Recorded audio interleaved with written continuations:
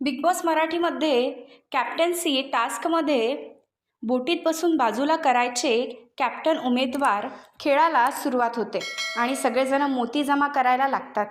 त्यात अभिजित मोती गोळा करून जात असताना अरबाज त्याला मुद्दाम धक्का देतो आणि खाली पडतो.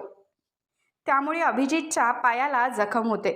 अरबाजच्या या कृत्यामुळे बिग बॉस त्याला कन्फेशन रूममध्ये बोलवून घेतात आणि त्याला चांगलेच खडे बोल सुनावतात आणि बिग बॉस त्याला फायनल वॉर्निंग देत म्हणतात, तुझ्याकडून जर पुन्हा अशी शक्ती प्रदर्शन झाली तर तुला या खेळातून बाहेर काढावे लागेल.